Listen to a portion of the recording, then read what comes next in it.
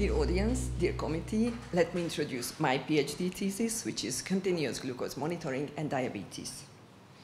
Currently, we only have invasive methods available for screening abnormal glucose tolerance, leading to an elevated number of diabetic patients and its associated complications. Here we show that continuous glucose monitoring is a highly accurate method to identify patients with impaired glucose tolerance. Currently, our data is not sufficient to implement in clinical practice. However, understanding its sensitivity, specificity, and predictive values may lead to the very first dynamic glucose measuring method, which can diagnose abnormal glucose tolerance. Therefore, policymakers and grant committees should consider integrating continuous glucose monitoring into their screening protocols for high-risk individuals. My name is Gabriella Rákóczi. I'm a dietitian and a PhD student. My vision is to decrease the incidence of diabetes mellitus, and my mission is to identify and correct dysglycemia before it develops into diabetes. To achieve my mission, I have 3 specific goals. Let me introduce them one by one. The first project is about investigating the diagnostic accuracy of CGM on dysglycemia. The methodology of this project is systematic review and meta-analysis. Diabetes is a public health burden with immense healthcare and societal cost. Most of these cases are diagnosed at a late stage, which can lead to serious complications. Early detection of glycemic disorders could improve with the detailed insights from CGM. CGM is a tool that can measure blood sugar levels throughout the day. Our aim here is to investigate the diagnostic accuracy of CGM. Our clinical question is, do CGM metrics help identify glycemic disorders? We are investigating in non-diabetic population. We are comparing the CGM data to the conventional glucose measuring data with the outcome of the detection of dysglycemia. Our hypothesis is CGM use can help identify the early signs of glycemic disorders. Here you can see our systematic search and selection. We ended up with 15 eligible articles included in our analysis. On our first figure, you can see the mean difference in MAGE in milligram per deciliter.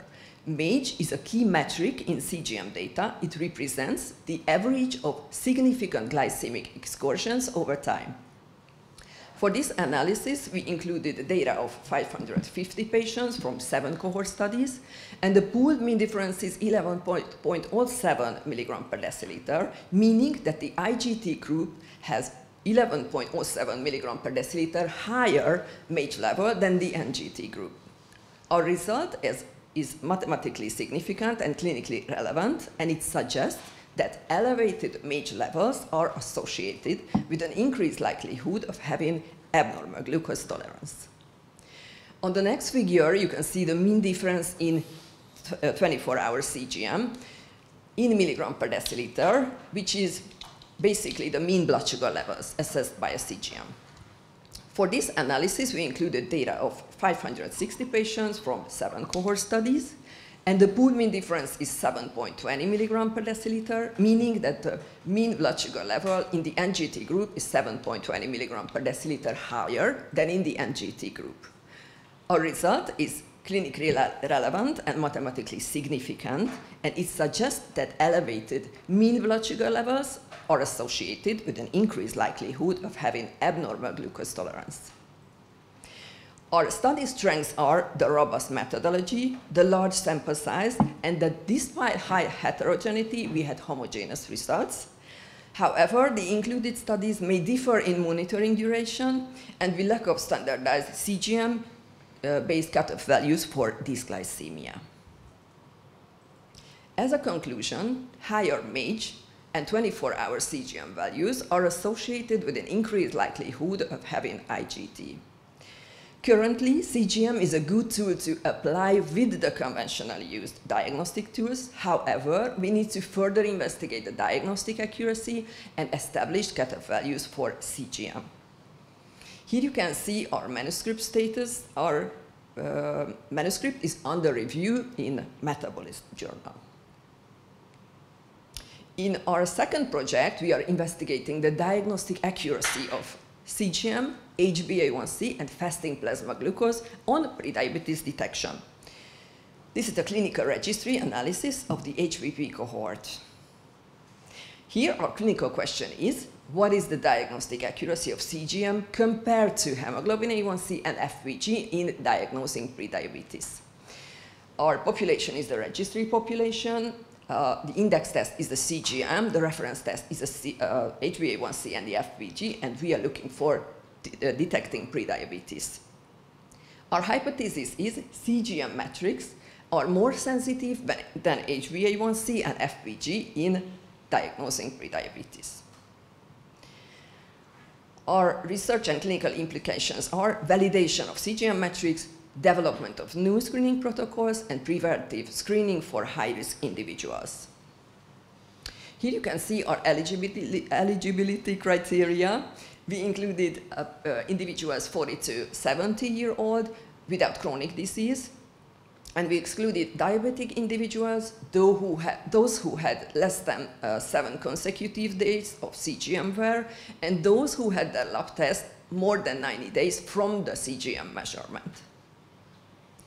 Here you can see our first figure, which is about the diagnostic accuracy of conventional glucose measuring metrics.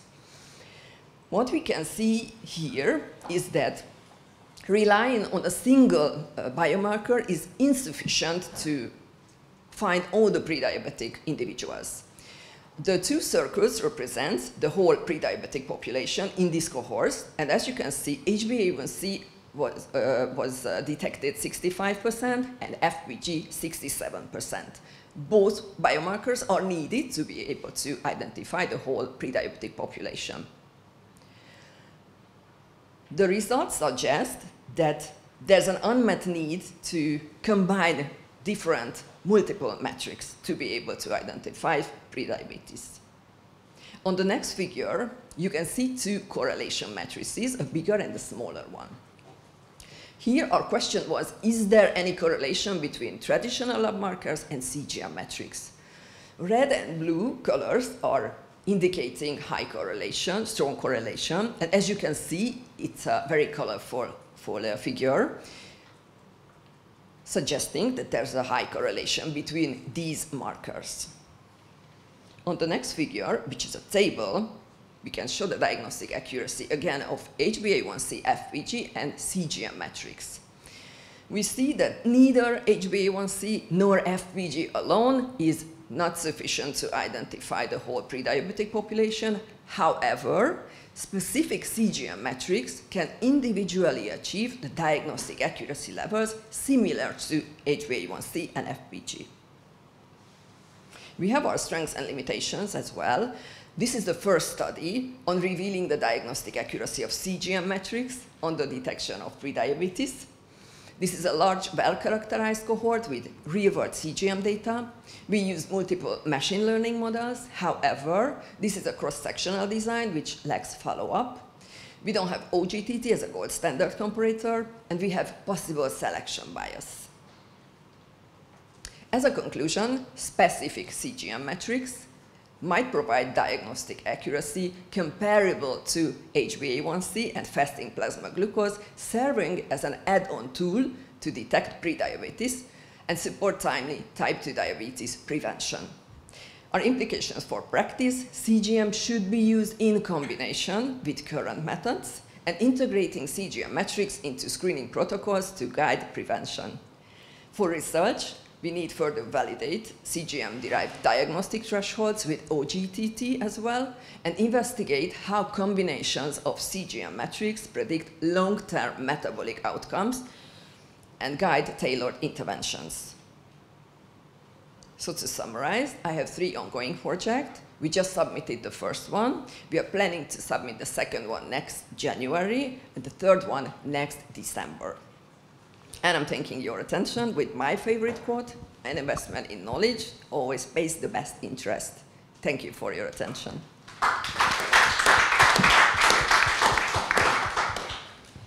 Thank you for your presentation. Any questions from the audience or from the chair? Yeah, actually, I'm interested about the cost effectiveness of CGM monitoring, because I can imagine that it has much higher costs than just measuring fasting blood glucose level. Yeah, recently it has a higher cost than measuring in a laboratory, the blood markers. But if we think about long-term effectiveness, it can provide much less. If you think about expensive, it would cost less in the long term, because we don't need medication. It will decrease medication dependence as well, so it can be cost effective in the long term. So we are hoping for the best. Not convinced, but... How long should the continuous glucose monitoring? In these studies, how long was the continuous glucose monitoring performed? How many days, or do you have any information on that? Yes. In the meta-analysis, the first project, we have different varying length of the glucose monitoring. In some studies, there were 3-4 days, and in some studies, 7 to 9 days. Basically, a CGM measurement is 14 days, so 2 weeks period. But it can differ in these included articles. In the second one, the registry cohort, we decided to exclude those patients who has less than 7 consecutive wear of CGM.